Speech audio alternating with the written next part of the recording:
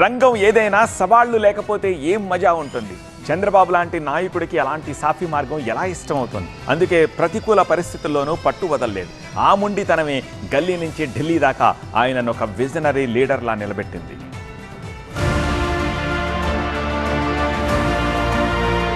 Position అయినా opposition అయినా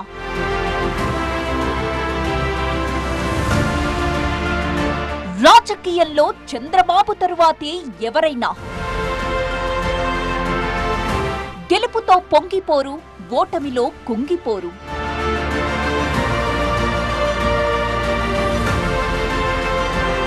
రాజకీయం ఒక భయంకరమైన ఆట.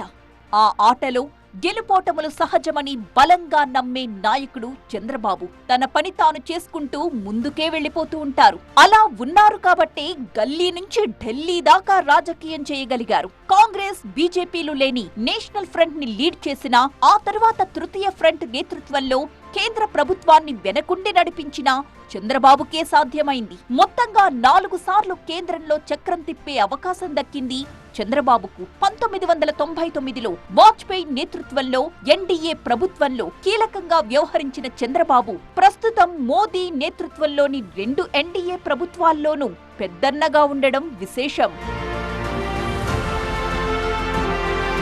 అయితే 2004లో అనూహ్య ఓటమితో ఎదురైన పరిస్థితులు చంద్రబాబును రాజకీయంగా మరింత బలపరిచాయనే చెప్పాలి. చిరకాల ప్రత్యర్థిగా ఉన్న వైఎస్ రాజశేఖరరెడ్డి నేతృత్వంలో కాంగ్రెస్ అధికారంలోకి రావడంతో ఇక టీడీపీ పనైపోయిందన్నంతగా ప్రచారం జరిగింది. అంతకు ముందు ఎన్నికల్లో 180 సీట్లు గెలిచిన టీడీపీ ఒక్కసారిగా 47 స్థానాలకు పడిపోవడం టీడీపీ శ్రేణులను, ఆ పార్టీ అభిమానులను నివ్వెరపోయేలా చేసింది.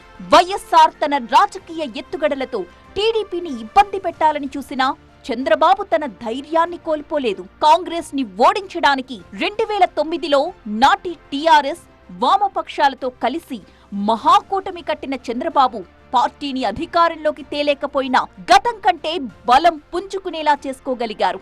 వరుసగా 2 ఎన్నికల్లో ఓటమి ఎదురవ్వడంతో ఇక టీడీపీ కథ కంచికే అన్నారు. కానీ మీకోసం అంటూ పాదయాత్రతో ప్రజల్లోకి వెళ్లిన బాబు పార్టీకి ప్రజల్లో ఏమాత్రం ఆదరణ తగ్గలేదని నిరూపించారు.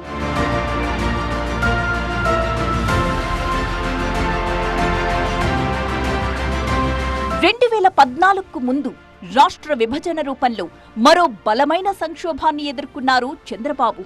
అటు తెలంగాణ, ఇటు సీమాంధ్ర దేన్ని కాదనలేని సంకట స్థితిలో పడిన చంద్రబాబు చాణక్యంతో వ్యవహరించారు. 2 ప్రాంతాలు తనకు 2 కళ్లతో సమానమని ప్రకటించారు. అయితే అప్పటి పరిస్థితుల్లో రాష్ట్ర విభజన జరిగిపోయినా రాజకీయంగా తన పట్టు కోల్పోకుండా చూసుకోగలిగారు చంద్రబాబు. 2014 ఎన్నికల్లో ఎన్డీఏతో జట్టు కట్టిన చంద్రబాబు నవ్యాంధ్రకు తొలి ముఖ్యమంత్రిగా ప్రమాణ స్వీకారం చేశారు. రాజధాని లేని ఏపీకి హైదరాబాద్ లాంటి మహానగరాన్ని రూపొందించి ఒక అపురూప కానుకగా ఇవ్వాలనుకున్న బాబు అమరావతి నిర్మాణానికి భారీ స్థాయిలో శంకుస్థాపన చేశారు. కేంద్ర సహకారంతో రాజధాని నిర్మాణం కోసం అదే స్థాయిలో కృషి చేశారు. ఎన్ని చేసినా ఏం లాభం? కాలం కలిసి రాలేదు. 2019లో ఆయనకు మరొక్కసారి ఓటమే ఎదురైంది. అంతకుముందు ఎన్నో సంక్షోభాలు, మరెన్నో ప్రతికూల పరిస్థితులు ఎదుర్కొన్న చంద్రబాబు 2019 నుంచి 2024 మధ్య అంతకు మించిన గడ్డుకాలాన్ని ఎదుర్కొన్నారు. కేవలం 23 సీట్లకు పరిమితమైపోయిన టీడీపీ ఇక కోలుకుంటుందా అన్న అనుమానాలు వ్యక్తమయ్యాయి. అప్పట్లో వైఎస్ రూపంలో బలమైన ప్రత్యర్థిని ఎదుర్కొన్న చంద్రబాబు జగన్ రూపంలో మరోసారి అలాంటి ప్రతికూల పరిస్థితుల్ని ఎదుర్కొన్నారు. జైలు జీవితాన్ని కూడా గడిపారు. వాటన్నింటినీ గుండె నిబ్బరంతో తట్టుకున్న చంద్రబాబు గోడకు కొట్టిన బంతిలా అంతే వేగంగా అధికారం వైపు దూసుకొచ్చారు. నిండు సభలో ప్రత్యర్థులు చేసిన అవమానం భరించలేక ఆవేదనతో బయటకొచ్చిన బాబు మళ్లీ సీఎం అయ్యాకే అసెంబ్లీలో అడుగుపెట్టి శపథం నెరవేర్చుకున్నారు. అభివృద్ధి, సంక్షేమం 2 కళ్లుగా నవ్యాంధ్రను నవశకం వైపు నడిపిస్తున్నారు.